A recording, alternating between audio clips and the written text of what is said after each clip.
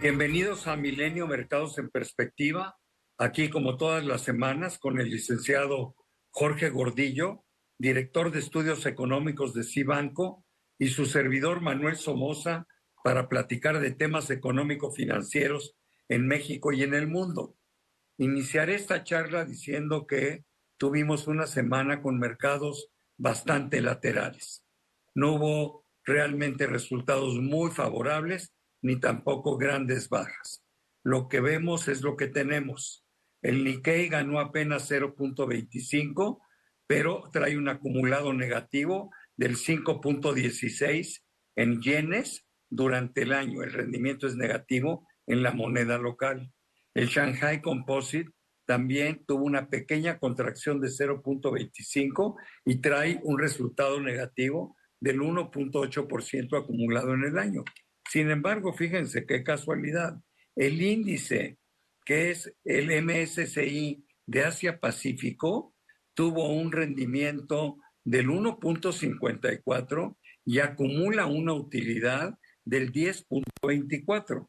Para nosotros este índice es muy importante porque tenemos un fondo de inversión que se llama Surasia y que invierte precisamente en las bolsas del sureste asiático y trae rendimientos parecidos a los del índice. Después tenemos el Eurostock 600 con una semana también negativa, pierde el 1.62. Sin embargo, Europa se ve bastante bien. Ha crecido en términos de euros el 7.3%. Y esto es muy bueno. ¿Por qué? Bueno, porque las acciones europeas, a pesar de que Europa crece más lento, están mucho más baratas que sus similares en los Estados Unidos. Después el Dow Jones estuvo muy lateral, con una contracción muy chiquita de 0.59. En el año está realmente tablas. El S&P tuvo un incremento del 0.15, trae un rendimiento del 2.18 en el año y Nasdaq creció el 0.05 y en el año acumula una utilidad de 1.19.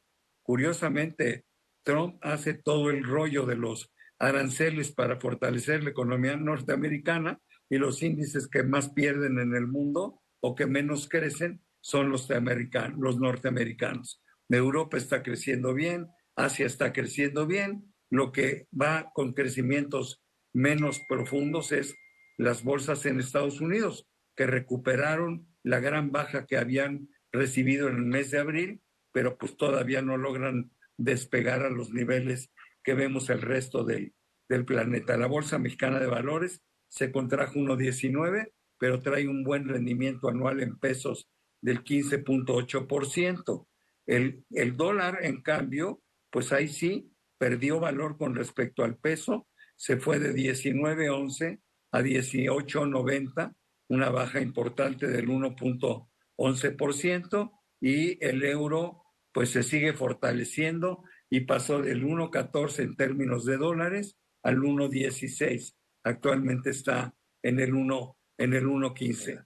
Y lo que sí se siguió subiendo en forma importante fue el petróleo a niveles que no habíamos visto hace mucho, cierra en $72 y evidentemente esto también está muy influenciado por el conflicto que se dio a partir del jueves en la noche entre Irán e Israel.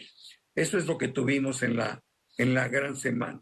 Ahora, en materia de acuerdos, pues yo creo que lo que estuvo vigente durante toda esta semana, ya hasta aburrido diría yo, es el proceso de negociación entre China y Estados Unidos que se inició en la ciudad de Londres.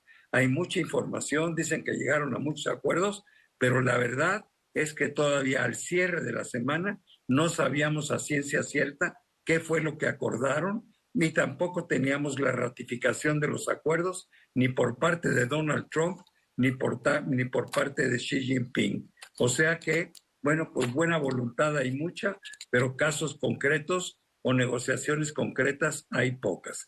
Pero bueno, seguramente sobre esto va a dar mucho mejor información el licenciado Gordillo. Adelante, Jorge, por favor.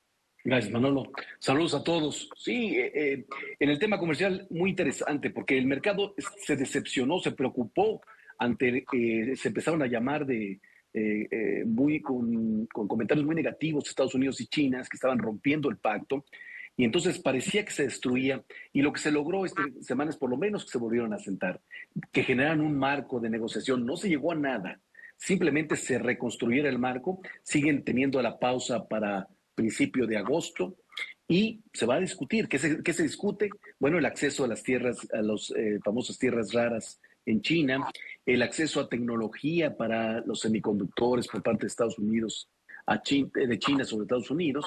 Eso es lo que más se discute. Y bueno, lo que está pasando es que parecía que se descarrilaba la negociación y se vuelve a encarrilar. Ahora, cada vez nos acercamos más al deadline o al límite de tiempo que nos habían puesto en las negociaciones de todos los países, tanto a principio de julio como a principio de agosto. Y en la medida que nos acerquemos y no veamos alguna resolución o que la resolución no sea lo que el mercado hoy está muy optimista, bueno, a lo mejor veremos algo de volatilidad. Entonces, estamos muy atentos a lo que pase ya en las próximas semanas. Oye, nada más para entenderle bien, el tema con China termina hasta el 10 de agosto. Sin embargo, la pausa que se dio después de los aranceles recíprocos termina el 9 de julio, ¿correcto? Con la mayoría de los países. Y ahí es donde está presionando ahora Donald Trump para ver si gana ventaja. ¿Y dónde juega en todo esto las decisiones del tribunal que se iba a detener y si era legal la iniciativa de Trump o no? Pues lo lanzó hasta el 31 de julio. Y eso yo creo que entorpece más las negociaciones en lugar de agilizarlas, ¿no? Sí, porque por un lado estás negociando con los países, pero porque impusiste aranceles. Pero por otro lado, la Suprema Corte o la Corte te dice, hay una demanda en la Corte donde te están acusando de que te extralimitaste en tu poder. El presidente no podía poner aranceles porque sí, sin llegar al Congreso, sin llegar a un consenso. Y entonces, pero el presidente usó el término de emergencia nacional. Entonces, en la medida que convenza a la Corte que efectivamente hay una emergencia nacional, que es muy difícil explicar que hay una emergencia nacional para todos los sectores, para todos los países, difícilmente lo pueda ganar, pero por lo pronto ya le ganó en tiempo a que la Corte tome una resolución a final de agosto, como dices, y en el Inter pues, hay negociaciones con los países, entonces hay mucha situación por ver que puede tener muchas aristas y muchas condiciones diferentes para los mercados. ¿Hasta cuándo se dio fecha el tribunal? ¿El 31 de julio o agosto? 31 de agosto. ¿Y México dónde juega en esta cancha? ¿Cómo están las negociaciones comerciales de México con Estados Unidos? Bueno, la última negociación importante era en el acero y aluminio, porque nos subieron el arancel de 25 a 50 todos, pero muy afectados el sector en México, que somos el segundo importador de Estados Unidos. Entonces, parece que se llegó a un acuerdo de principio. Todavía no lo firma Trump, pero nos hemos acercado a esa condición. Es una buena noticia, ¿no? Hoy otra buena noticia para la economía norteamericana fue la inflación al consumidor, también la inflación al productor. La del consumidor subió de 2,3 en el mes de abril a 2,4, pero se esperaba 2,5, o sea que a pesar de un pequeño rebote estuvo por debajo de lo estimado. Y también la inversión al productor bastante bien, crece 0,1% en el mes. Y otra buena noticia fue que el índice de la confianza del consumidor que salió el viernes también salió muy por arriba de lo estimado. Me gustaría, ya que estamos hablando de inflaciones, pues también tocar el caso de México, donde ahí las noticias no fueron tan buenas como en Estados Unidos. Sí, nomás para cerrar el tema de Estados Unidos, tenemos la preocupación de que las políticas de Trump terminen golpeando a la economía norteamericana, tanto bajando la producción como aumentando los precios. Entonces, cada vez que vemos noticias, queremos ver esa definición y, sin embargo, la economía no ha mostrado todavía han podido salvar estas afectaciones los productores, los comercializadores, incluso los consumidores. Todavía no se ve tan reflejado, no han sabido manejar. Entonces, eso tranquiliza un poco al mercado. En México es al revés. La demanda es mala. Aquí sí los indicadores económicos son bajos, están desacelerándose y los precios parece que están repuntando. Entonces, nos hace pensar qué vamos a hacer, qué va a hacer Banxico ante esta situación. Banxico nos ha dicho que la debilidad de la demanda va a terminar dominando sobre la presión inflacionaria que se pueda tener de aranceles y va a volver a contener la inflación por abajo del 4%. El dato fue malo, ya volvió a superar el 4,4%, pero consideran que es temporal y hasta el momento parece que le creemos en el mercado. Ahora, ya le compramos que va a bajar a finales de mes otros 50 puntos base su tasa de fondeo y la va a mandar al 8%. ¿Qué va a hacer después de ahí? Esa es la discusión que vamos a estar más intensa, porque parece que Banxico quisiera terminar el año que entra a niveles por debajo del 7%. Pues ojalá y lo pueda lograr, pero también se ve difícil, ¿no? Porque también a mí en México lo que me preocupa es que el bajo crecimiento le va a pegar a los ingresos tributarios, ¿no? Y entonces los avances que se han logrado hacer disminuyendo el déficit, pues ya no van a poder seguir en el mismo sentido y van a apretar mucho las finanzas públicas. Ahí está la debilidad o la preocupación más importante. En Estados Unidos ha habido una recomposición, lo dijiste muy bien, o sea, se perdieron, o sea, el dólar se ha depreciado y los bienes financieros norteamericanos han perdido, o el mundo estaba muy caro, todo el activo financiero norteamericano, porque en los últimos 4 años no tenías a dónde más que invertir que fuera Estados Unidos. Era lo único que jalaba.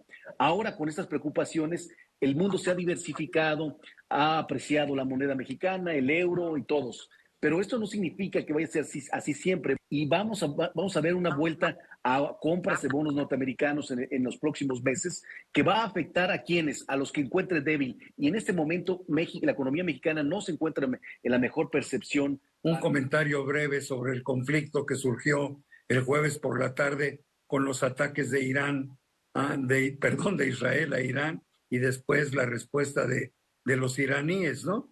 Y bueno, el discurso de Trump, donde dice que ellos no participaron, pero leyendo su discurso se da uno cuenta que están absolutamente a favor de lo que está haciendo Israel con Irán. Es algo espantoso. Siempre vemos estas cosas y nos asustan porque la escalada de tensiones mayúscula en la zona es algo que no queremos ver por el tipo de potencias que hay en el Medio Oriente. Esto lo escala y lo pone en una situación, la zona, muy preocupante. El problema es que el mercado es frío y nota que la respuesta de Irán no va a ser contenida, que la tienen dominada, y por eso es que el mercado termina teniendo una afectación temporal y nada más se afecta el precio del petróleo por lo que pueda hacer Irán en cuanto a contener el petróleo. Pero no deja de ser preocupante para todos lo que se vive en la zona y lo que la implicación en cuestión de vidas, en cuestión de desarrollo en esos países que esto pueda suceder, ¿no? Yo creo que eso va a ser relevante en esta semana que se inicia el día de mañana. Bueno, pues muchas gracias, Jorge, se nos acabó el tiempo, pero sobre todo gracias a todos ustedes que están con nosotros aquí semana a semana en Milenio, Mercados en Perspectiva. Nos vemos pronto. Que estén muy bien, hasta la próxima semana.